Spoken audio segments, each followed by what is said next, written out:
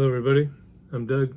Welcome to my channel. This is the Auditory Vinyl, and this is going to be another edition of my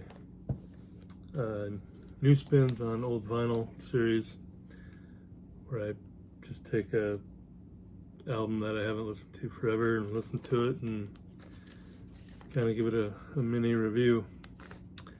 So first one, from 1976, Cindy Greco.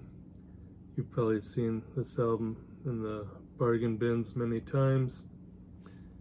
She was one that sang the Laverne and Shirley song, Making Our Dreams Come True. So it's from 1976. It's on the private stock label. This is a promo.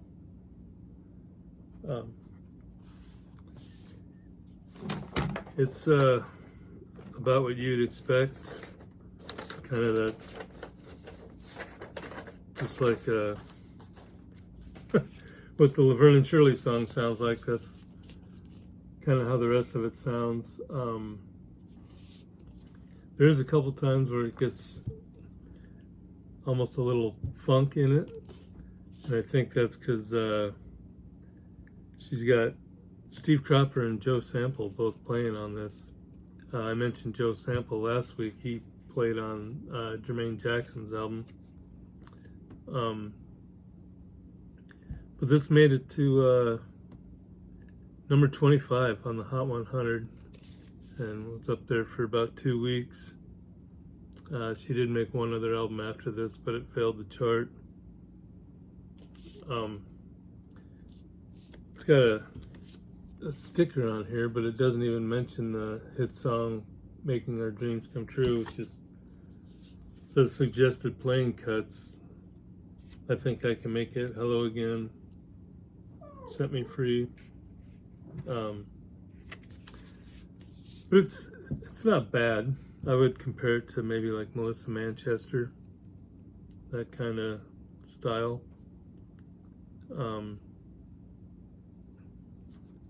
Yeah, it was all right. If you see it for $1 in the bargain bin, it's worth that.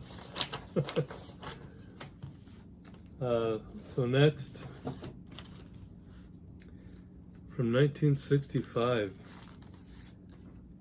Irene Reid. I think that's how you say her last name.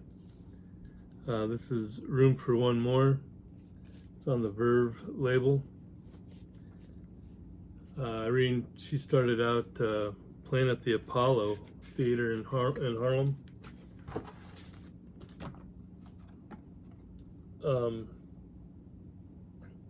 She's sang and made a couple albums with Count Basie. She was in the Wiz Broadway play.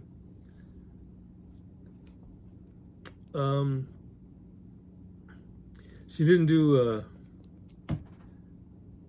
too much after the 60s, though. She made a couple albums, but was kind of out of the spotlight for a while. But then in the 90s, she came back and sang at some jazz festivals and stuff like that. I wouldn't say, I wouldn't compare her to Ella or Etta, but pretty good. She has a cover of the theme from Bewitched. More, which is a song from the movie Mondo Cane. If Ever I Would Leave You is from the Camelot Broadway play. But not too bad. Kind of picture Frank Sinatra and the Rat Pack sitting in a smoky piano bar somewhere listening to her sing. But pretty good. Irene Reid.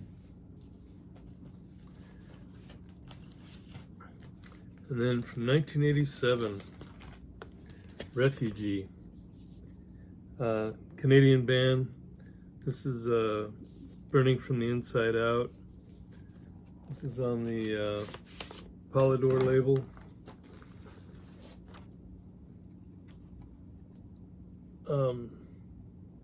The song Survival in the Western World. That was on MTV for a minute anyway. These guys, their claim to fame is they were the first rock band ever to perform in Zimbabwe.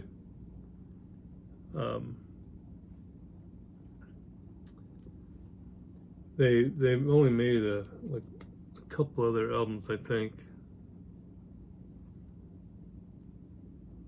Or maybe I'm confused with my the next one, but Brian Dorner, the drummer, he played with Saga and Helix, and then Howard Helm, that's him there.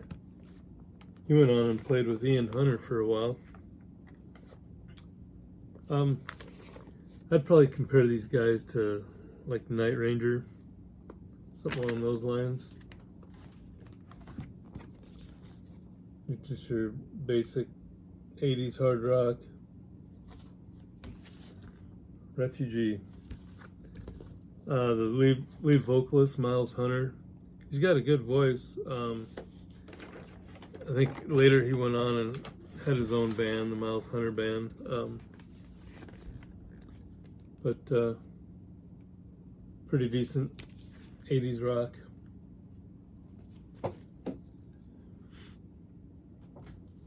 And then a CD, Gravity Kills. When I looked at it, I had no idea who it was. Couldn't remember where I got it or last time I played it or anything. But the song "Guilty" was a pretty big hit for him. It was popular all over the charts. I'm not gonna sing it for you, but if you Google it and play it, you would recognize it right away. Gravity Kills, the song "Guilty." This is their 1995 debut, and these guys, I'm pretty sure, only made one more, and then they broke up and got back together. I think they may have made another one later. Kind of one of those deals where, you know, they broke up, got back together, mixed around a few different members. But it's hard rock. I think Discogs puts them down as industrial rock. They're out of St. Louis. I couldn't really find a lot of information on the members. I think one of them is doing architect now, or doing architecture. He's an architect. The singer, I think he's still maybe touring with random guys and calls it Gravity Kills. But yeah, after the 90s, they kind of faded off. But it's a decent CD. Like I said, if you looked that song up, Gravity, you'd recognize it right away. It had a bunch of radio play, and that song charted. So you might consider them a one-hit wonder. So that's it for new spins on old vinyl. Still working on the room. I'm doing a lot of purging. I got a couple boxes actually that one I'm going to take to the thrift store, another one maybe to half price, see if I can't get a couple bucks out of them. But yeah, it was time. So thanks for watching. Appreciate it. Have a good weekend and enjoy the music.